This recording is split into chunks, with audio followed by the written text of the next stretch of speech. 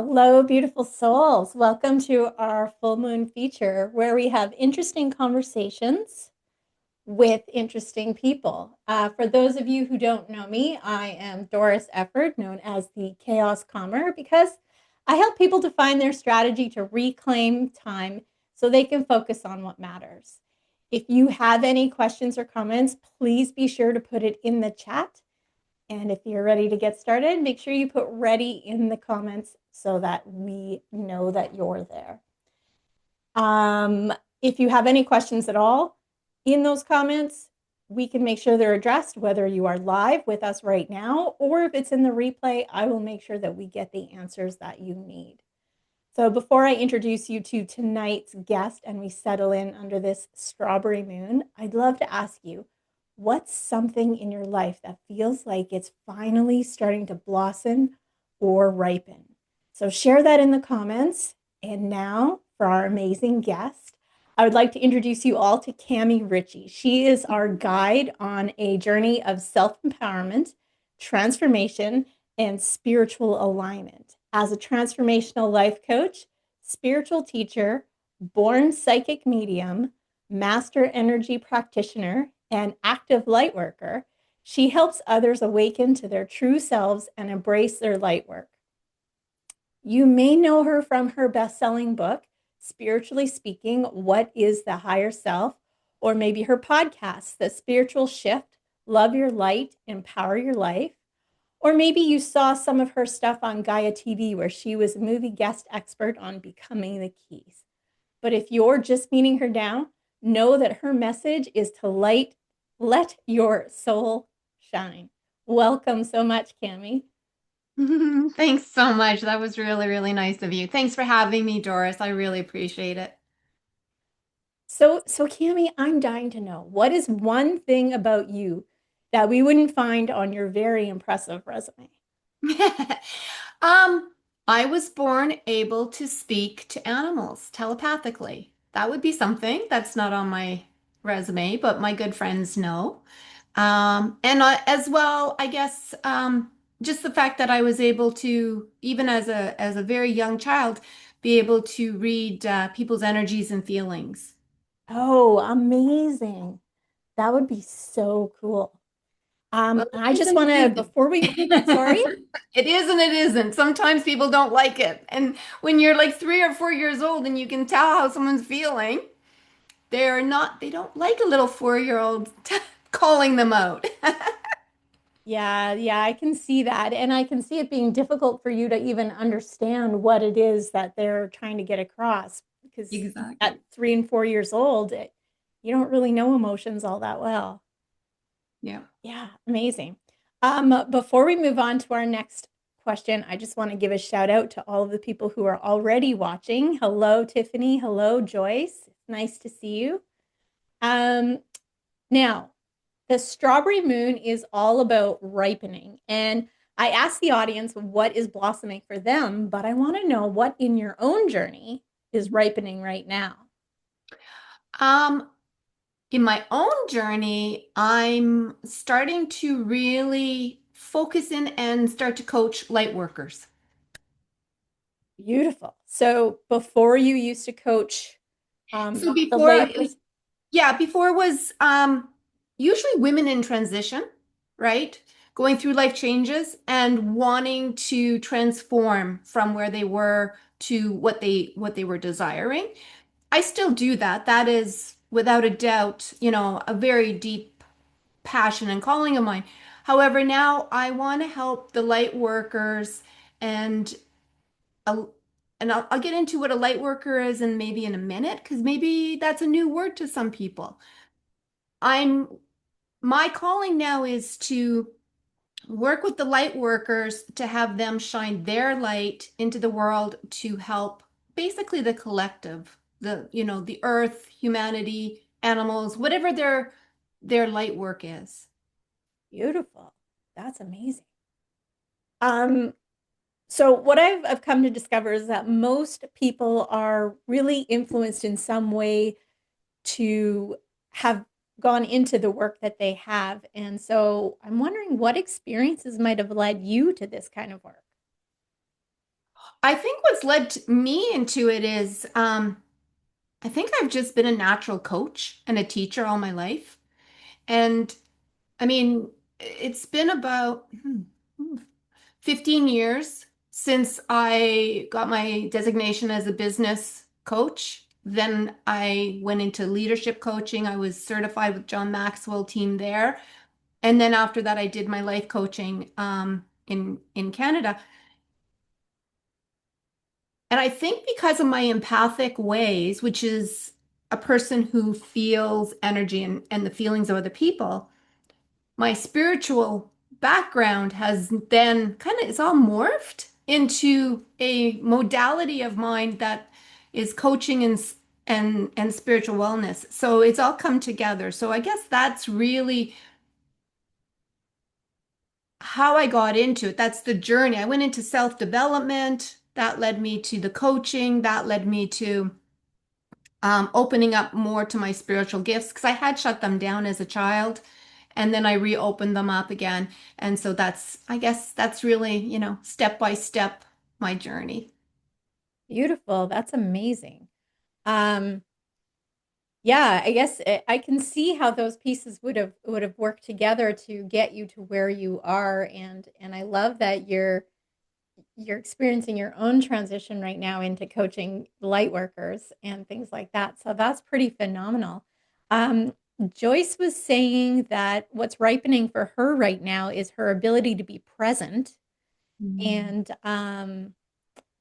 and and her business is ripening as well. That's So nice. yeah, so that's pretty phenomenal that those things kind of come together and in those experiences as well, the transitions. Excuse me. Um, so speaking of blossoming, let's talk about the kind of transformation that you see in your clients when they move through big changes. First, I want to know from all of you watching, is there a change that you've been sensing is coming, but you're not sure how to begin?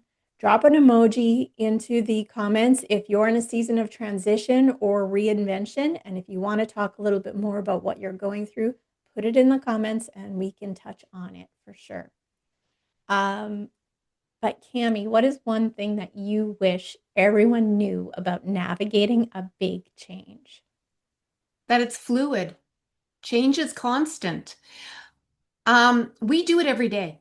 We change almost every minute, every hour. We do it on autopilot. But when we get into a major transition in our life, then we kind of hit change and we're more intentional or we're more conscious of it. And the thing is we're actually masters of change. We just let our ego mind get in the way and start to scare us or put us into overwhelm or you know, just get us into a state where we're afraid of the change. And the other thing about change is change always is for the better. Change is difficult. I'm not saying that it's easy, yet when we're put into a position of change, it is for our higher self. It is for our higher good. There's another reason behind it. If we don't see it, we just have to trust that. Oh, yeah, for sure. That it reminds me of a conversation that I had earlier about the difference between taking aligned action and waiting for divine timing. Yeah, absolutely.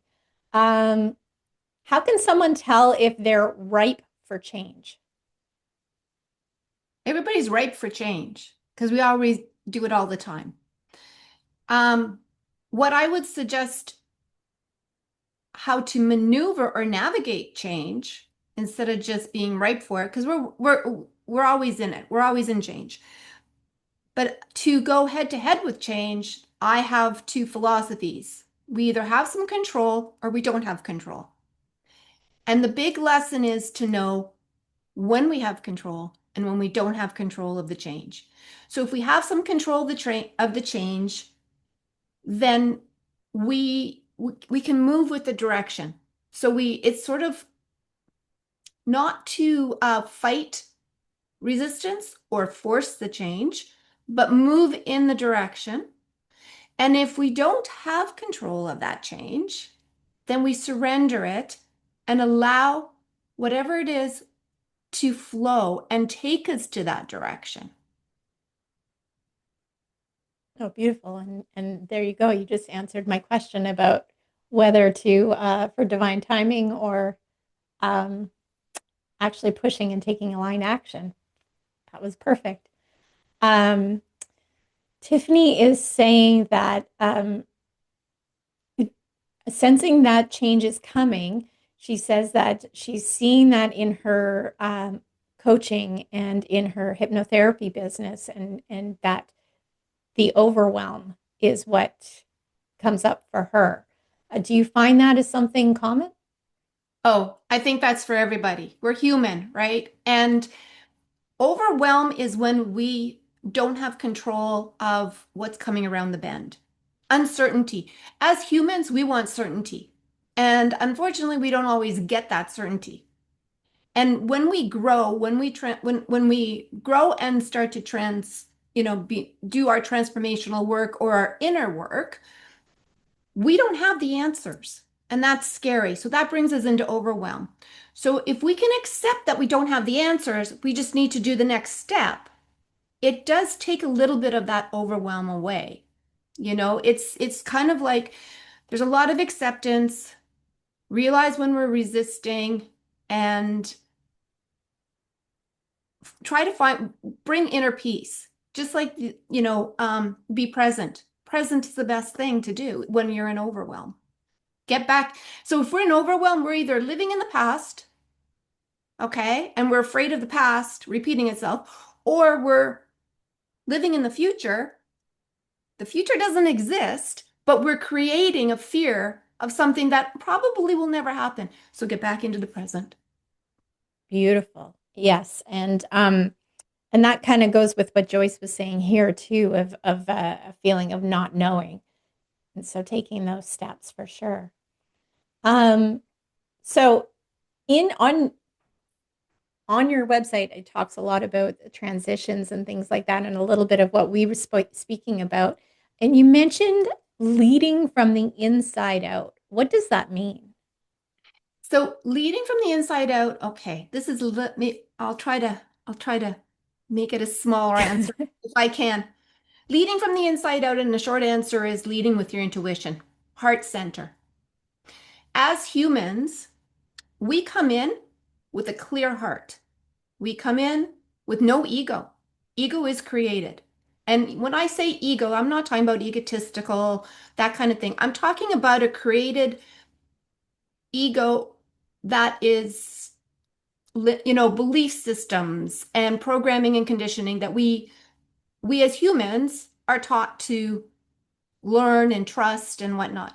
So when we lead from inside instead of external, because our ego has been externally created, it's about coming from your intuition and your heart center as opposed to your ego center, your ego mind. That's what that means. We need both, but we have been disconnected. Our ego mind has disconnected us from our heart center so it can keep control of us, so it can have the power.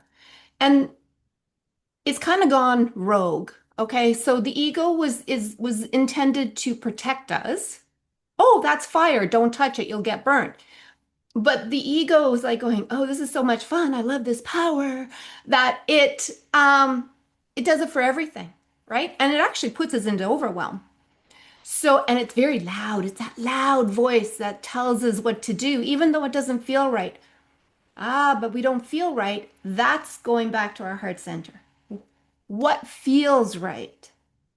What does our intuition say? So again, we go back into presence, be present in the now. Thanks, ego. Okay, you're trying to protect me. Appreciate that. But I want to hear what my heart says. And that's leading from in from the inside out. We want to hear what our heart wants us to do, and then we put our ego into action, not the other way around. We don't want to be led by our ego. We want to be led by our heart. Excellent. Now, what if, and I'll speak for myself, but I don't think that I'm alone.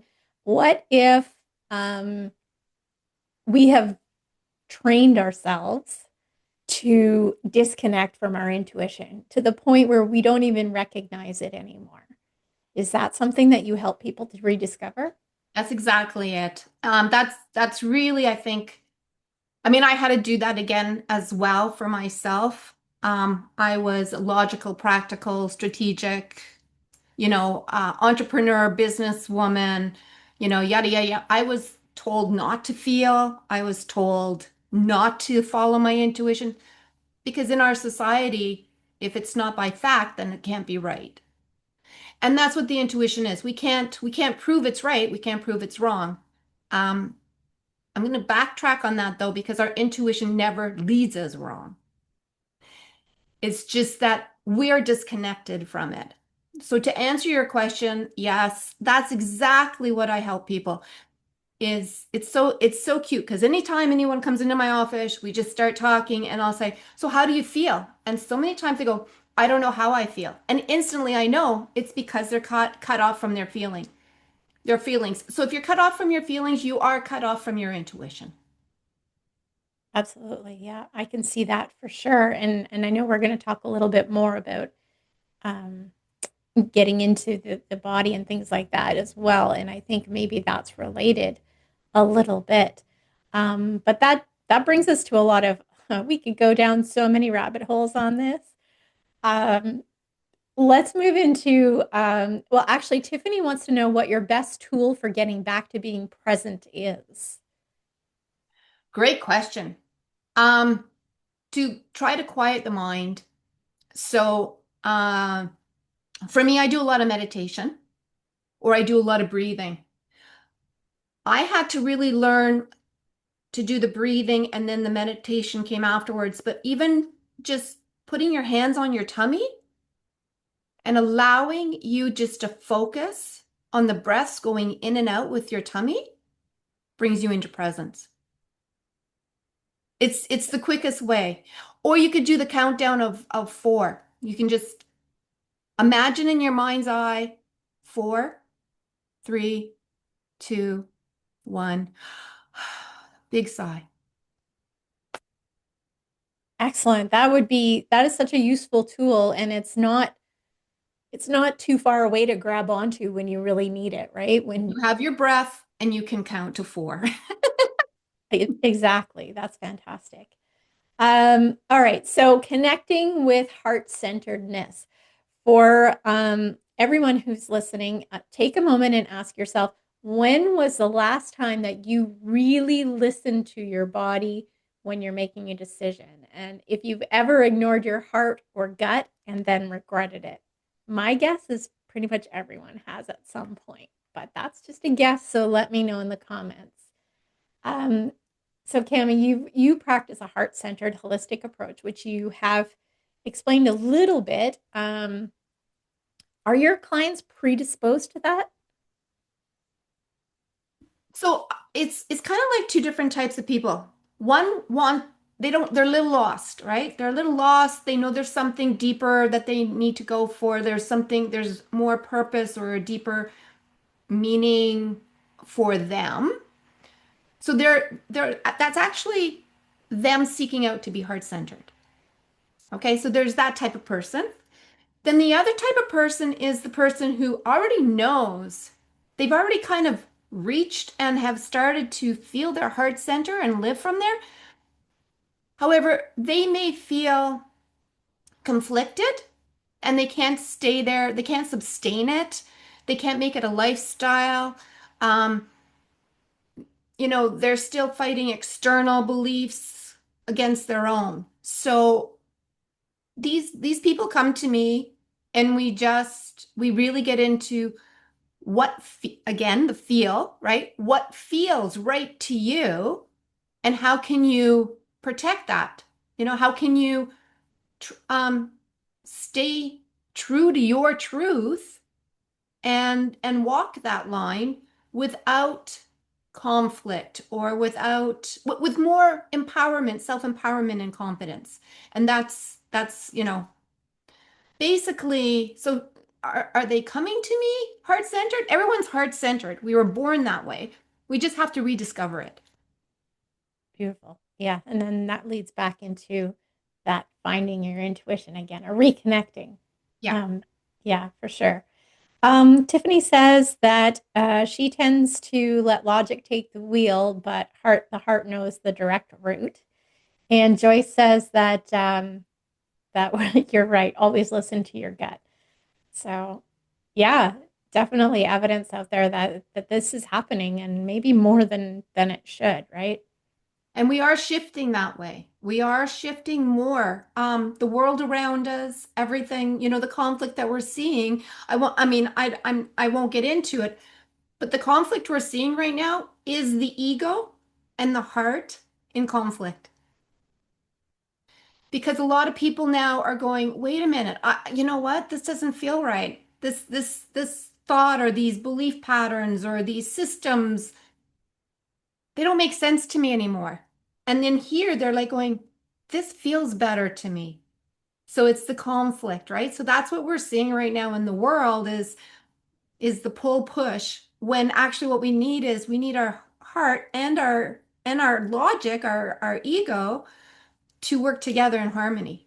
And there's a beautiful way to do that. I mean, if we can listen to what our heart desire is, or our soul, what it desires, then we put the ego to work. Because the ego wants a job. It wants to be active. So we have the idea, we have the feeling, oh man, this feels really good. I want to be a rock star. Great. Ego, show me how I can be a rock star. Awesome. Yeah, I didn't think of it that way, but it's almost resonant with the manifestation theories and things like that, right? Whereas you really need to feel it first in order to actualize it. Yeah, Mhm. Feel it, awesome. believe it, and then allow to, then open up to the signs. The universe will go, yay, really? You really want that and you really believe it? Okay, now you believe it. We're going to give it to you. And I'm going to tell you, you get so many signs and so many stepping stones.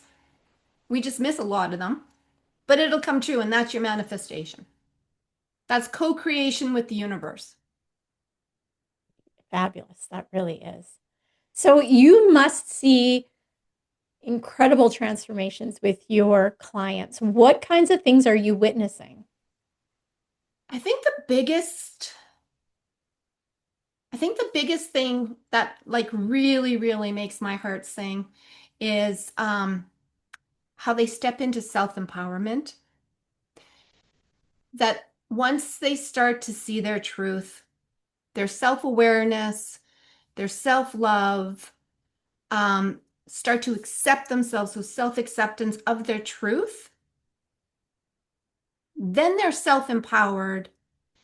Then they can go out into the world. And I'm going to tell you, they blow the socks off of everyone because they dropped the old limiting beliefs and they now have their own new belief system. And if they can stay in integrity with themselves and those belief systems, poof, they're rock stars. Oh, that's amazing.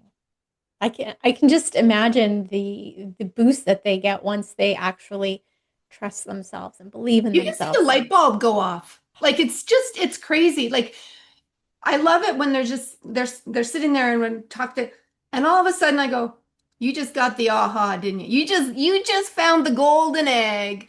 And they're like, oh my gosh, it just came to me. I love that moment. As a Yeah. coach, I really think that I got addicted to that because I love that when my clients get that. That's our reward, right? Yeah, That's our absolutely. reward. Absolutely. It's their Um, reward, but we get it too. It's a double win. It's a win-win. that's right. That's right.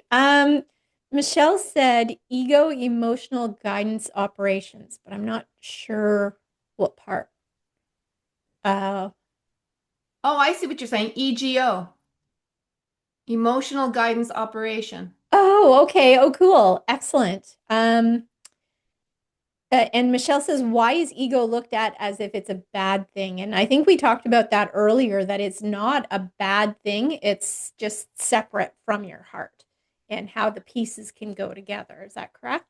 Yeah, so it's it's our creative personality. So it runs off of emotions. What we want to do is want to run off of feelings.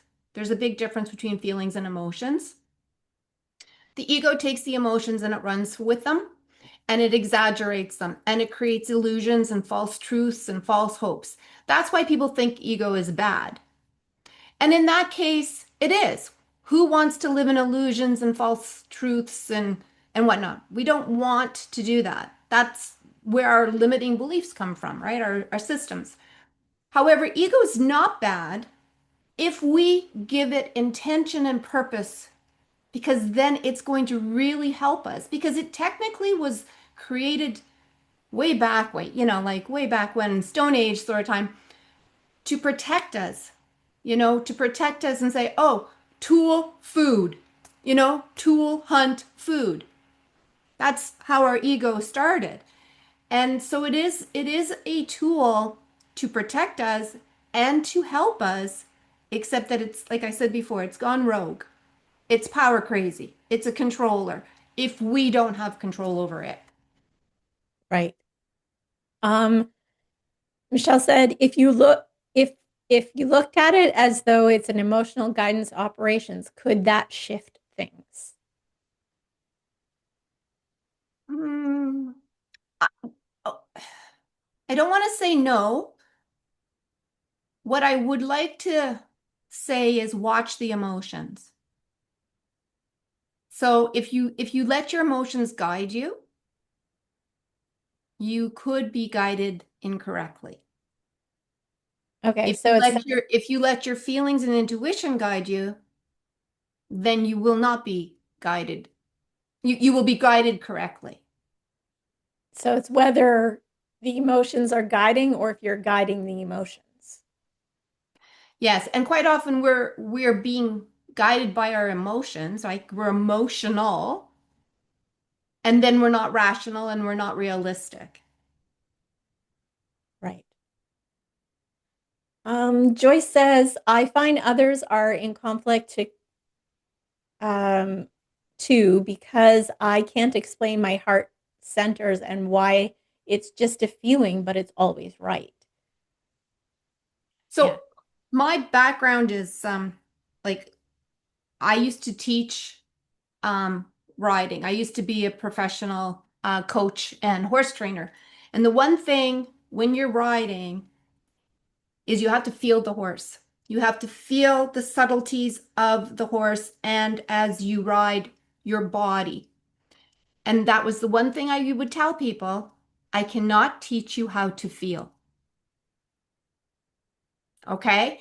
So that comment's it's a beautiful comment because you can't teach someone how to feel, but you can explain how you feel. So you could be a model for them by just expressing yourself. Be vulnerable, express your feelings, that kind of thing. That's a really great teaching tool to be able to express your own feelings and then gives people the permission and the guidance to express themselves. Yeah. Yeah, I can see that for sure. Yeah, I'm just thinking back because my stepdaughter used to be in 4-H and she would deal with the horses and things like that. So I can see on the days that she was feeling out of sorts, it was a lot more difficult to wrangle that horse, right? Than when she felt calm and when she didn't have a bunch of crazy stuff going on in her life. So yeah, for sure. Tiffany says we have many ego states and then wonders what's the difference between emotions and feelings. So an emotion is created by the ego from a feeling. So let's say we've and this has always been hard for me to explain. Um, let's say we feel sad, okay? So we're sad or grief. That's a feeling. But then an emotion from that might be anger, resentment, um, or even sadness. So if we're grieving somebody, We're like, that's a feeling. I'm in grief. And then the emotions that come from that might be anger, resentment, um, sadness, that kind of thing. There's a fine line. It's a fine line. But if you understand how you're feeling, then you can understand the emotion attached to it. And then you can, I don't like I don't like the word controlling the emotion, but you can manage it better. So is the emotion like an expression of the feeling? Exactly. Yeah. Okay. Nicely said. Yeah, exactly. I like that. Um, Excellent. One of the gifts of this moon is remembering to enjoy the fruits of our growth, not just pushing forward. So let's talk a little bit about joy, receiving, and fulfillment. And let's hear from all of you who are watching. I love the comments, keep them coming. But I want to know from all of you, what's your relationship to receiving?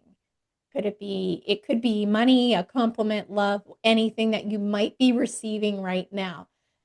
Let me know what your relationship is with that. Cammie, what role does receiving have in soulful living? Well, first of all, and especially if you're a woman, unfortunately, we have been taught not to receive. We've been taught to give. So in soulful living, a universal law is receive and give.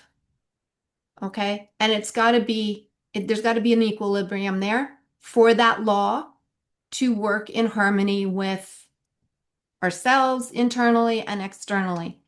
So if we're always giving, giving, giving, then we're out of balance, we're out of equilibrium because we're not replenishing, we're not receiving enough. So in soulful living, it's learning to receive and give, and with that, have really good boundaries around that as well, right? Especially when we're giving.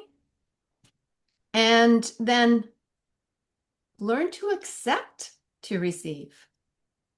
And I'm going to say, the last 5 years, I have really, really, really worked on receiving. And it's not comfortable. It's not always comfortable.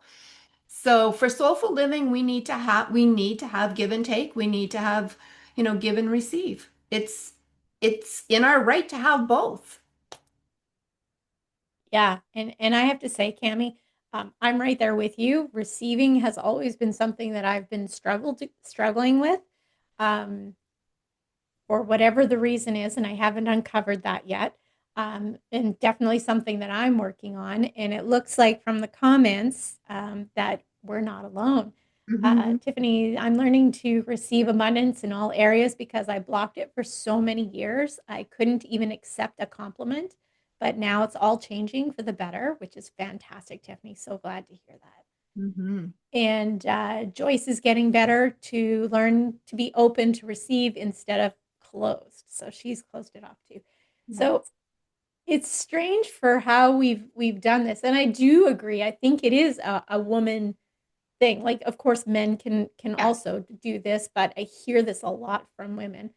Um, is that they almost don't even feel like they deserve Mhm. to receive it. They haven't given enough of themselves, but they're exhausted. Yeah. Yeah. And that's exactly it. Like when you said before, I'm not sure what the core issue is. It's because we don't think we're worthy enough. It comes down to that. It's a worthiness. We don't value ourselves enough. We don't think we're worthy. We don't think we're deserving.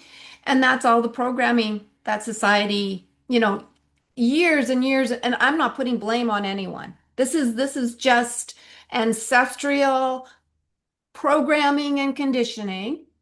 And we have locked out the feminine energy that we have, and we have just pushed through. And we as women were told we have to have masculine energy to live in a masculine world. And that's what it is. Absolutely. So, with that said, what permission slips do women need the most right now?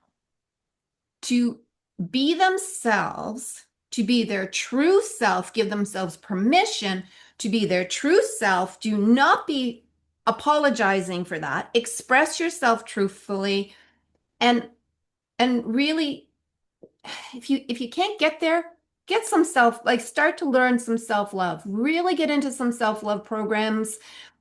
Find your worthiness, know you matter, find your value. We are all valuable. We all are valuable. And yet, so many of us think we have nothing worthy. And so we give more and more and more and more and more to try to prove we're valuable. When we overgive, we overgive. Being yourself, being your true self, give yourself permission. That's your ticket. And that's enough. That's enough. Beautiful. That's enough. You've got that just right. Um, how do you help clients shift into fulfillment from that? Yeah, fulfillment comes from being your true self, right? So when you can like yourself, like, I mean, I had to learn how to like myself and then love myself, okay? I mean, this is not this is not an overnight thing. Oh, you know what? I'm gonna like myself now, and now I'm gonna love myself. It's been a journey for me. I've had a really weird, very dysfunctional background. And so when we start to like ourselves and love ourselves and accept ourselves for the, the flaws and the fabulous, right? Then it's we can then start to appreciate and feel fulfilled because we're living honestly, we're living authentically. And then the universe provides, right? So if we are ourselves, we're starting to get really comfortable in our skin and we walk it and we talk it and we express it and we own it, then the universe goes, here's some more abundance. And we start to attract exactly what we want that will fulfill us. Absolutely. Absolutely. Um, your work clearly opens doors for deeper living. And for anyone feeling drawn to what you shared with us tonight, I'd like to know who it is that your work is for. Well, my work was mostly for women in transition. That's been my past work for 10 years. And I would say I probably had one man out of every 20 women in that. Okay. So, um, and now my work is for those who actually want to go deeper on a more spiritual level, in the sense of really connecting with your intuition, right? Your intuition, your soul, your divine self that you came in with. What are your calling? When I was talking about light worker before, a light worker is someone who has this calling to come from the heart and heal and nurture and help people in whatever their special gift or skill is. And that's who I'm starting to nurture and coach and teach more of now, are the light workers. They they're more present and purposeful and intentional with what they want to do. So they might want to be an energy healer. Maybe they want to be a psychic.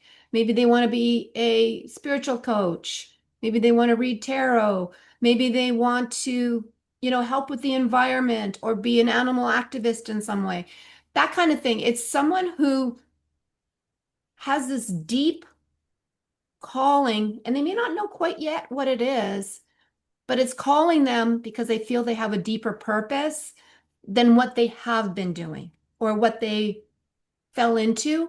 And now it's like, oh, wait a minute. You know what? That was great. It's got me here, but there's more. I have more. I have more in me, and it's more purposeful, more intentional. That's amazing. So, does that mean that I need to be already more in touch with myself, or will you help me get there I can first? help you get there. I mean, so that made me choke. Because I help you to help yourself get there. Excellent. Yeah, Okay. good So point. that's the difference. And if you come, like the people who come to me, they're already there. They just don't know how to blossom or use it or work with it yet. Absolutely. So if people have a calling, if they feel connected to me, if there's a magnetism, they're like going, oh, you know what? I want to go and work with Cammie or, and I don't really know why. They don't need to know why. Because I'm going to tell you their guides, my guides, the universe, we're working together to help that person. Yeah, I can see that. And Tiffany says the flawed and the fabulous, which would be a great soap opera title. Absolutely. Um, so what's the best way to begin working with you then? Just reach out to me, send me an email, let me know. I do 30-minute free consultations and we kind of dig in and we just see where you are, if I'm a good fit for you, that kind of thing, and we kind of just take it from there. And there's also, I mean, I'm going to be starting to open up this school, and there's going to be a bunch of courses, and the podcast is going to be launched soon. So there's a lot of things that, I'm going to be sharing there that people can take and just use for themselves. And I'm going to be opening up a membership soon, and that membership is going to be full of teaching and coaching tips and prompts and then I'll jump in, and have live conversations and Q&As and things like that. So you can work with me one-on-one, but you can also work with me in a group setting or on your own. It's all coming Beautiful. together. I'm really, really, I'm in transition. I'm in a new transformation, right? So I'm really moving everything online, and instead of just doing the one-on-one, which I've been doing for 10, 15 years, I'm now there's been so many people that want and have been asking me to be able to reach out and work with me in different ways. And so this is what I'm building right now. And do people work with you on all online at this point, or do you do in person? I don't, it's funny because even just before COVID, I stopped doing the in person and I started only doing phone, right? Phone coaching and a lot of people didn't like that because they wanted to be in my energy. Um, and sometimes they weren't really working. They just were sucking up the energy, right? So it was like, okay, we're gonna do this a little bit more remotely. And plus, I have people from all over. I have people from the States, Australia, Canada, that kind of thing. So obviously, I couldn't do one-on-one in person with them. So yeah, it's phone call, Zoom, online, um, all all the platforms now. So my old-fashioned way is like I'm stepping out of my own comfort zone and my own fear factors and doing this. Growth is so fantastic and so scary all at the same time. Exactly. I know how to coach. I just don't know how to do technology and social media. Right. All right. Is there anything that your guides might be leading you to say or think or They did express? ask me to pull a card for everyone. Oh, If that would you be cool. if you're interested. It's interesting because most of my courses, workshops, one-on-one, I always pull cards. And I never thought about doing it for this interview. And then it was just a little bit before the interview, they're going, well, we'd like you to pull a card and use this deck. And I said, oh, okay, well, if it's appropriate, I'll bring it up. So would you like me to pull a card? I would love that. And by the looks of the audience, they would love that too. So, Okay, so this is the deck. It's the Soul Journey lesson card deck. So I will pick a card. And it's so funny because I have not used this deck in a long time, so I had to dig it out for you guys. how interesting. And they Yeah. they specifically said that deck. Yeah, they didn't tell me the name. They just showed me the cover. And so I had to go looking for the symbol. So I was like, "What? Where's that? Oh my gosh." So they do that. I have over 100 decks of cards here. Wow.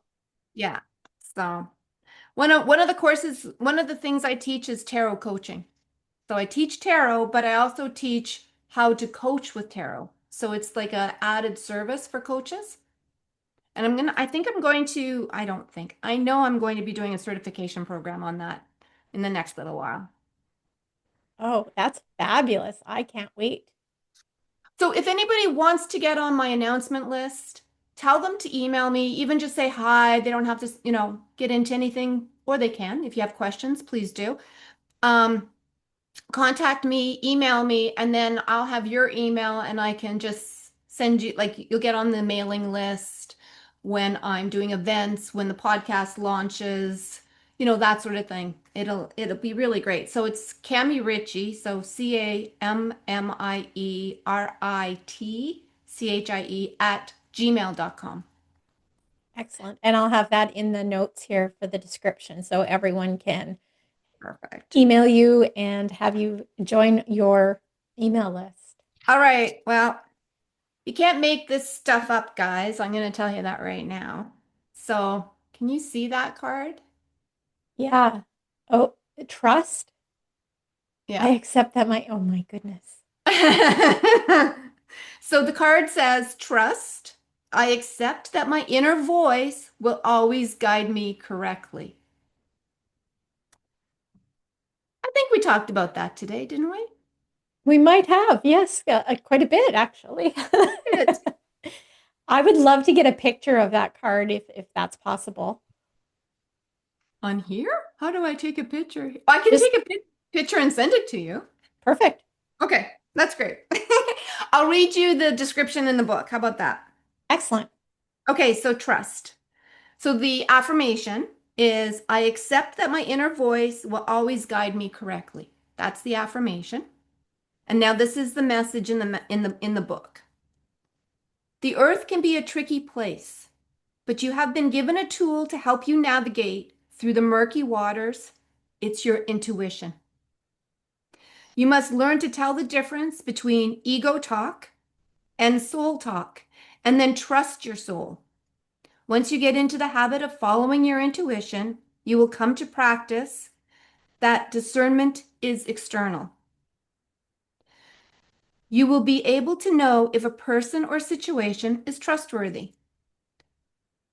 But it all begins with listening to your inner voice. Exercise it like a muscle, and when you determine that it is always right, that wisdom will spread out and influence everything that you do. Decisions will seem easier. Your soul only wants what is best for you, and you must learn to trust it. That's amazing. Everyone, I would love to hear what came up for you when you heard Cammie tell us about this card that was pulled for us. That's phenomenal. And I immediately got like a squeeze on my heart There and you it go. just and the breath catching. Yeah. I don't know if you can see, but I have my angel bumps. So the angels are with us right now. Excellent. That is so cool. Yeah, that definitely spoke to me. So fantastic. And I can't wait to hear from the audience to see if it spoke to anyone else. Um, let me know if whether it spoke to you or not. What was your biggest aha moment? And if you're curious to go deeper, you can check out Cammie's links in the description. And if you want to find out more about your productivity rhythm using the moon's phases, I'm your girl. So let's chat in the DMs. I want to thank everyone so much for watching and sharing your full moon with me and with Cammie. Yay, So thank you. so if all the things that you could be doing, you chose to hang out with us, and for that, I am so grateful. Always remember that you matter, and thank you so much, Cammie, for hanging out with us as well. So everyone out there, please take care. Thanks for having me. Thanks, guys.